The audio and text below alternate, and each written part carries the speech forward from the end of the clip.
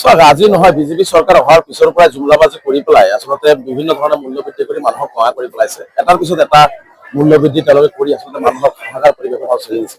আজি দেশখনৰ বা ৰাজ্যখনৰ অৰ্থনৈতিক অৱস্থা তেনেই বেয়া।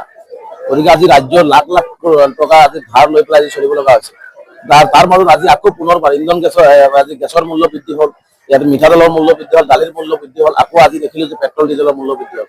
মই ভাবো যে আচলতে চৰকাৰখন সম্পূৰ্ণ দিশত ফেইলিয়ৰ হৈছে। অৰ্থনৈতিকভাৱে আচলতে চৰকাৰ চলাই থাকিব পৰা নাই। মই ভাবো যে আচলতে নৰেন্দ্ৰ মোদী ডাঙৰীয়া যাৰ কাৰণে আজি তেওঁলোকে কৈ আছে গাড়ী চলা কম কৰিব লাগে, কম গাড়ী ইউজ কৰিব লাগে। আজি অসমৰ বিভিন্ন ধৰণে দেখিছো বিভিন্ন গাড়ী কম, সেইটো আচলতে মূল সমস্যাৰ সমাধান নহয়। অৰ্থনৈতিকভাৱে কেনেকে আচলতে দেশখন আগুৱাব, ৰাজ্যখন আগুৱাব, তাৰ প্লেনিং কিবা আছে নেকি? সেই প্লেনিং বিলাক নাই। প্লেনিং নাথাকি হিন্দু মুছলমান কেনেকে কৰিব পৰা যায়? দেশ এখন চলাব লাগে, ৰাজ্য এখন চলাব লাগে, অৰ্থনৈতিকভাৱে আগুৱাই যাব লাগে, যিভাৱে মূল্য বৃদ্ধি সেইবিলাক ৰোধ কৰিব লাগে, সেইবোৰ কথা বৰ্তা নকৈ পেলাই আচলতে তেওঁলোকে কি হিন্দু মুছলমান কৰিব বিচাৰিছে। তেওঁলোকে হিন্দু মুছলমান ভাগ কৰিব বিচাৰিছে।